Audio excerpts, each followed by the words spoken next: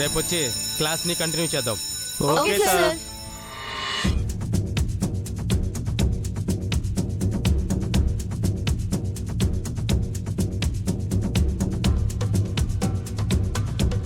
అక్షిత, అందుకే ముందు నుంచి చెప్తున్నా, నువ్వు వినలేదు.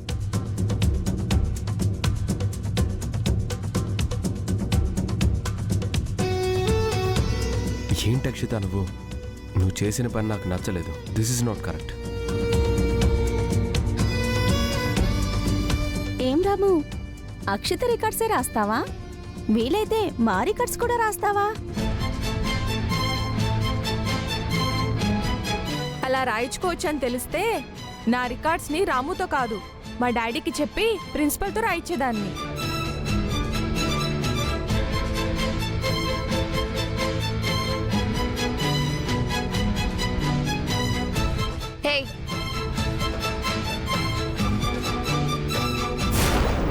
అందరి ముందు నన్నింతలా అవమానిస్తావా? నిన్ను ఏయ్, చెయ్యి ఎత్తకు. నువ్వు చేసిన పనికి సార్తో తిట్లే తిన్నావు. చెయ్యి లేపావనుకో 4 తన్నులు కూడా తింటావు. హే, డబ్బుల విషయం మర్చిపోయావా? నీ బదులుగా పాటలు పాడాలి అన్నదే అగ్రిమెంట్. డబ్బులు తీసుకున్నంత మాత్రాన నువ్వు తప్పులు చేస్తుంటే చూస్తూ వదిలేయడానికి నేనేం నీ బానిసని కాదు. Mind it.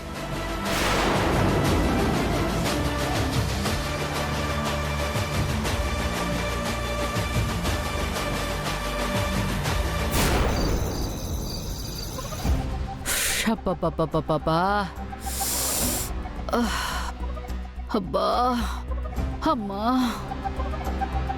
ఏమైంది కామాక్షి? ఎందుకలా ఆపసోపాలు పడుతున్నావు? తలనొప్పండి, ఒక్కటే తలనొప్పి. తలనొప్పి అయితే టాబ్లెట్స్ వేసుకోవచ్చు కదా. నేను వెళ్ళి తీసుకురానా? వద్దులేండి. టాబ్లెట్ వేసుకుంటానంటే ప్రతి దానికి టాబ్లెట్ వేసుకోవడమేనా అని ఇంతెత్తున లేచింది. ఎవరు? ఇంకెవరు, పల్లవి. పల్లవా? తను చెప్తే ఇంకా ఆర్గ్యుమెంట్ ఏముంది? అబ్బబ్బబ్బబ్బబ్బా. అది కాదు తాతయ్య గారు. ప్రతిదానికి టాబ్లెట్స్ వేసుకోవడం మంచిది కాదు, ఆరోగ్యాలు పాడైపోతాయని చెప్పాను. మా కంచి కామాక్షమ్మకి ఆయిల్ మసాజ్ చేద్దామని అడిగాను, కానీ వద్దు అంది. సరే, బామ్ రాస్తే తలనొప్పి తగ్గిపోతుంది కదా, అది కూడా చెప్పాను. అయినా సరే వద్దంటుంది. రాయమ్మా, రాయ్. అమ్మ వద్దే. కాదు, వద్దు. రాసుకోవే. ఏం కాదమ్మా, తగ్గిపోతుంది.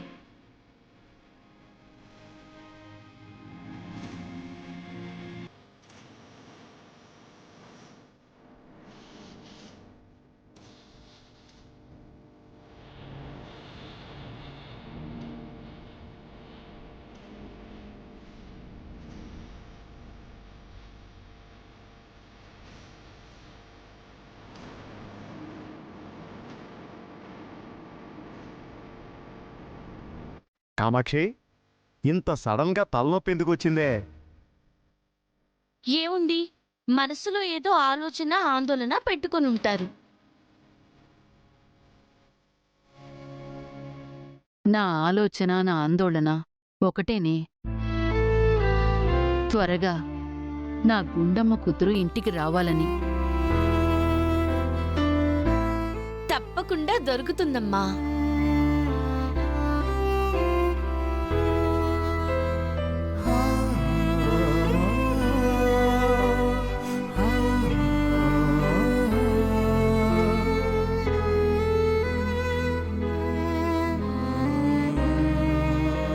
ఆహా, నీ చేతుల్లో ఏదో మహత్యం ఉందే. పల్లవిని కేర్ టేకర్గా ఇంటికి తీసుకొచ్చారు, కానీ తను అంతకంటే ఎక్కువగా సొంత మనిషిలాగా అన్ని పనులు తనే చేస్తుంది. నువ్వు గ్రేట్ పల్లవి. డబ్బులు పడేస్తున్నాం కాబట్టి పనిచేస్తుంది, ఇందులో గొప్పేముంది?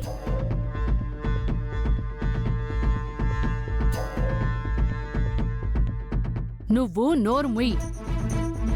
ప్రతిదానికి వంకరగా మాట్లాడడం నీకు బాగా అలవాటైపోయింది. పల్లవిని ఎప్పుడు చూసినా తక్కువ చేసి మాట్లాడొద్దని నీకు చెప్పానా? కామాక్షి, ఇంట్లోనే కాదు కాలేజ్లో కూడా పల్లవితో అక్షిత గొడవ పడుతూనే ఉంటుంది. ఏంటి ఇంట్లో పెద్దవాళ్ళు అయిపోయారు అనుకుంటే ఇప్పుడు నువ్వు కూడా తయారయ్యావా నా కూతురు మీద చాడీలు చెప్పడానికి?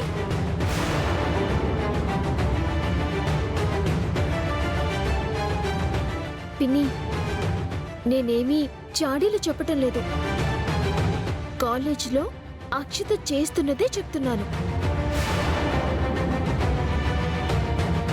చాలే ఆపు, ఇంకేం మాట్లాడుకో.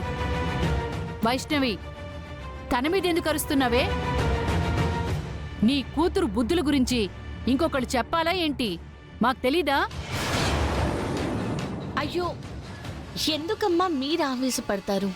అసలే మీరు తలనొప్పితో బాధపడుతున్నారు. నా గురించి ఎవరేమనుకున్నా అసలు నేను పట్టించుకుంటేనే కదా.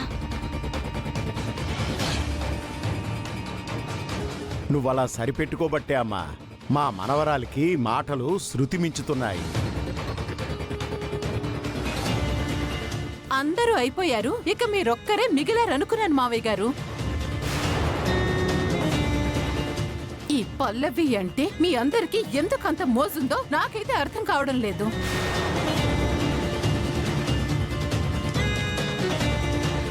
అయినా నీకు బుద్ధి లేదు, దాంతో నీకేంటి? ఈ ముక్క మాత్రం కరెక్ట్గా చెప్పావే.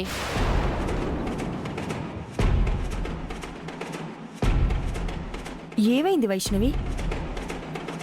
ఏముంది, అక్షిత పల్లవిని ఏదో కామెంట్ చేస్తుంటుంది.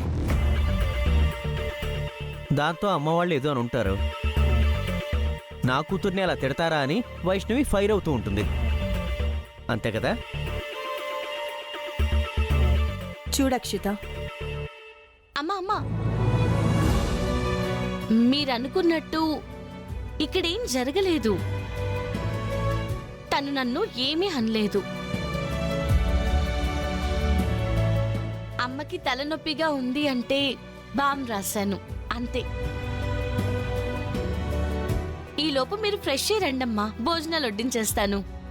ఏమండి పని మనిషి గారు, భోజనాలు ఎంతవరకు వచ్చాయి? అమ్మా అయిపోయాయమ్మా. సరే సరే. అమ్మా, సడన్ గా నీకు తలనొప్పి ఎందుకు వచ్చింది? మీ అమ్మాయి ఎప్పుడు దొరుకుతుందా, ఎప్పుడు ఇంటికొస్తుందా అని ఆలోచించి తలనొప్పి తెచ్చుకున్నారు.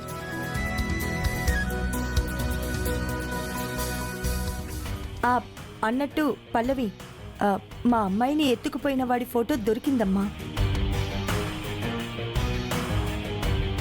ఒకసారి మళ్ళీ నువ్వు చూసి కన్ఫర్మ్ చేస్తే వాణ్ణి ఈజీగా పట్టుకోవచ్చు. ఏమండి, ఒకసారి పల్లవికి ఆ ఫోటో చూపించండి.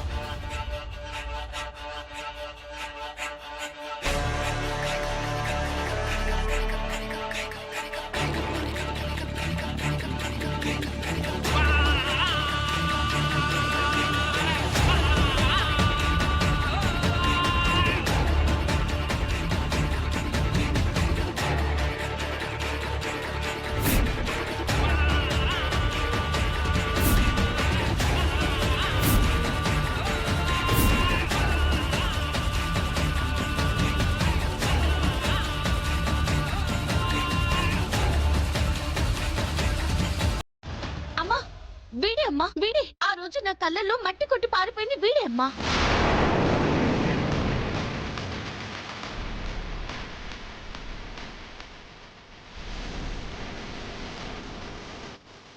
సార్, అసలు వీడు ఎక్కడుంటాడో నాకు చెప్పండి సార్. వెంటనే కాళ్ళు చేతులు విరిచేసి తీసుకొచ్చి అమ్మ దగ్గర పడేస్తా.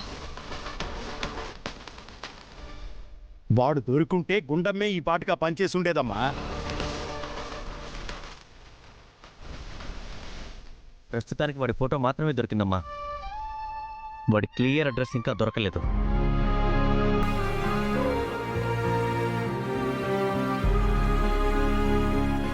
తప్పకుండా దొరుకుతుంది సార్. అమ్మ తలుచుకుంది అంటే వాడెక్కడున్నా ఎవరు దాచిపెట్టినా కానీ ఇట్టే కనిపెట్టేస్తారు.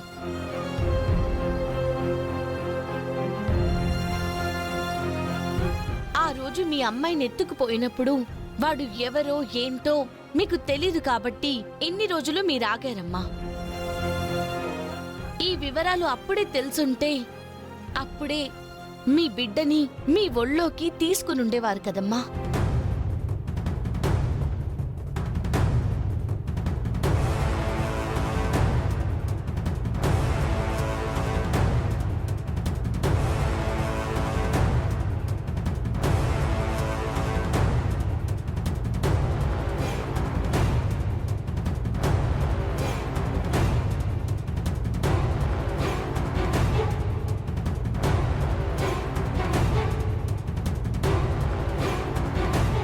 ఏంటి మమ్మీ, ఫోటో కూడా దొరికేసింది.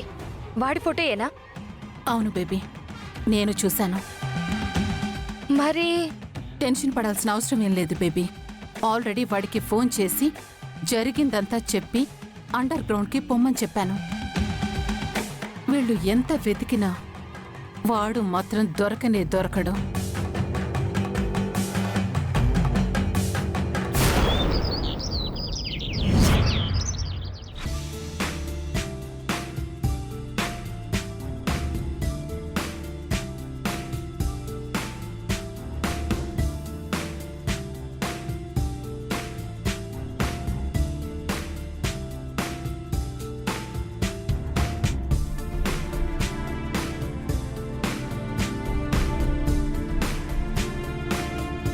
ఏంటి బేబీ ఎక్సర్సైజ్ చేస్తున్నా?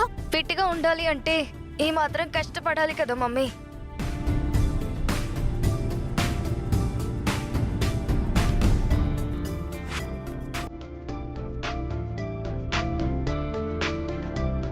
ఏయ్, ఏంటి అలా చూస్తున్నావు?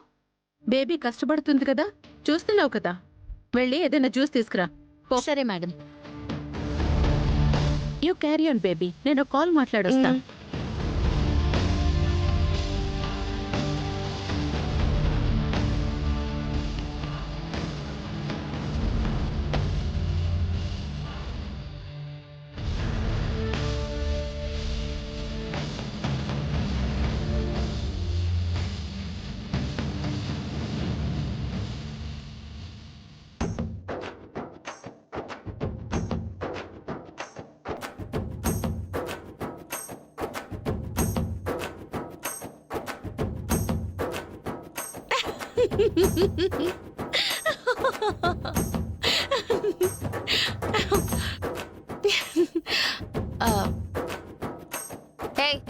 ఏంటి గుడ్లో గుబల అలా చూస్తున్నావు? ఈ మాత్రం వెయిట్ ఎత్తడానికి చెమటలు కక్కుతుంటేను. ఈ మాత్రమేనా? ఇది ఎంత వెయిట్ ఉంటుందో తెలుసా? నువ్వెత్తగలవా అసలు? ఏంటి ఛాలెంజా? నువ్వు లావుగా ఉన్నావు కాబట్టి ఎత్తగలను అనుకుంటున్నావేమో. ఈ వెయిట్ ఎత్తాలంటే లావుగా ఉంటే సరిపోదు, ఫిట్ గా ఉండాలి. అవునా? అయితే నేను ఫిట్ గా ఉన్నానో లావుగా ఉన్నానో చూద్దాం. జ్యూస్ తీసుకో.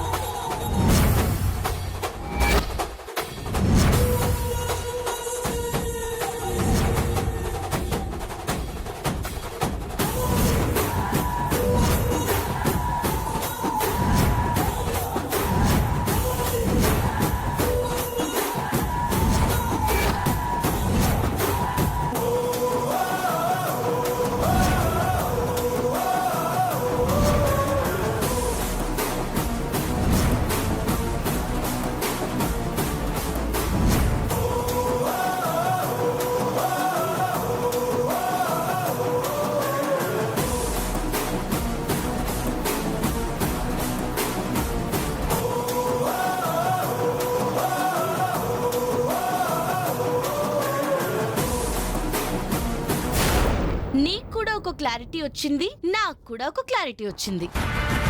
నేను లావుగానే కాదు, నీకన్నా చాలా ఫిట్ గా కూడా ఉన్నాను.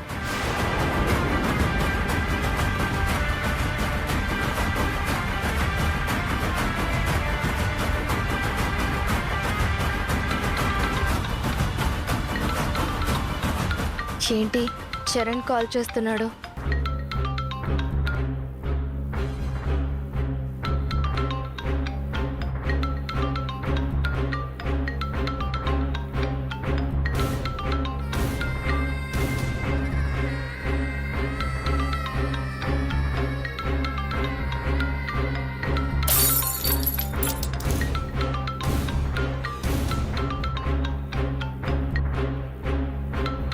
అలా చూస్తున్నావేంటి? క్లీన్ చేయి.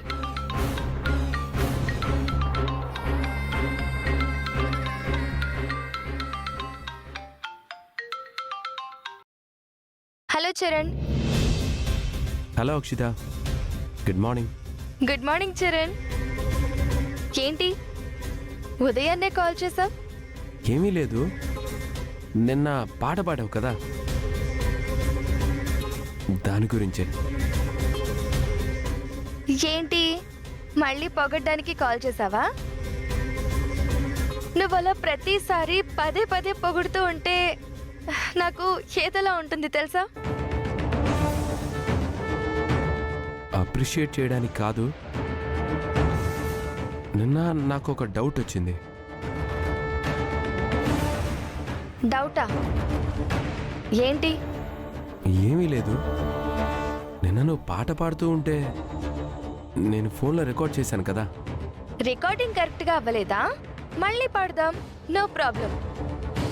కరెక్ట్గానే రికార్డ్ అయింది, కానీ నువ్వు నిన్న పాడుతూ ఉంటే పాట వస్తుంది,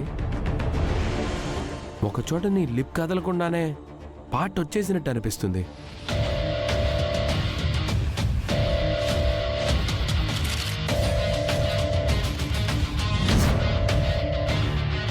అంటే అక్కడ నువ్వు బ్రీత్ తీసుకోవడానికి గ్యాప్ ఇచ్చావు, కానీ బ్యాక్గ్రౌండ్లో పాట కంటిన్యూ అయిపోతుంది. ఎగ్జాక్ట్గా చెప్పాలంటే సినిమాల్లో చూస్తూ ఉంటాం కదా, మన బ్యాక్గ్రౌండ్లో పాట వస్తూ ఉంటే మనల్ని నిప్పిస్తున్నప్పుడు ఒక్కోసారి నాన్ సింగ్ అవుతూ ఉంటుంది కదా, అలా అన్నమాట.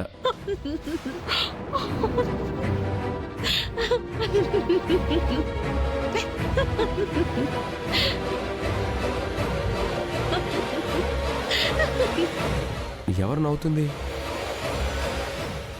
ఎవరూ లేరు. అంటే ఏంటి, వేరే వాళ్ళు పాడుతూ ఉంటే నేను లిప్పిచ్చాను అనుకున్నావా? చచా, నేను అలా ఎందుకు అంటాను, నా ముందే కదా పాడావు. కాకపోతే ఫైనల్ రికార్డింగ్ చేసేటప్పుడు ఇలాంటి ప్రాబ్లమ్స్ లేకుండా ఉంటాయని కొంచెం కేర్ తీసుకోమని చెప్తున్నాను అంతే. ఓకే, తప్పుగా అనుకోకు. నువ్వేమన్నా నేను తప్పుగా అనుకోను. ఏ ఏ అంటే అదంతే. సరే కానీ ఈరోజు నువ్వు ఫ్రీగా ఉంటే బయటికి వెళ్దామా? ఇవాళ? Please Charan, please please. లేదక్షిత, ఇవాళ మా నాన్నమ్మని హాస్పిటల్కి తీసుకెళ్ళాలి.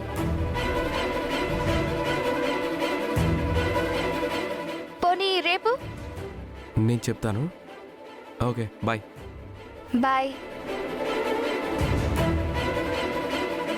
హే, నేను చరణ్తో ఫోన్లో మాట్లాడుతూ ఉంటే మధ్యలో ఎందుకు నవ్వుతున్నావు? లిప్ కంటే ముందు వాయిస్ వస్తుందని చరణ్ కి డౌట్ వస్తేను. చూడు, నువ్వు చేసింది చీటింగ్, ఇది ఎప్పటికైనా బయటపడుతుంది. ఆ రోజు చరణ్ దృష్టిలో నువ్వేమవుతావో అది ఆలోచించుకో. ఏంటే బెదిరిస్తున్నావా? చరణ్కి నిజం తెలిసిందంటే అది నీ వల్లే తెలుస్తుంది. నా అంతట నేనుగా చరణ్ కి విషయం ఎప్పుడూ చెప్పను, కానీ తెలిస్తే మాత్రం ప్రాబ్లం ఫేస్ చేయాల్సింది నువ్వే. హే, మా బేబీకి ఎప్పుడు అలాంటి ప్రాబ్లం రాదు. ఎందుకంటే తనెప్పుడు పాడాల్సి వచ్చినా నువ్వే బ్యాక్గ్రౌండ్లో ఉండి పాడాలి కాబట్టి.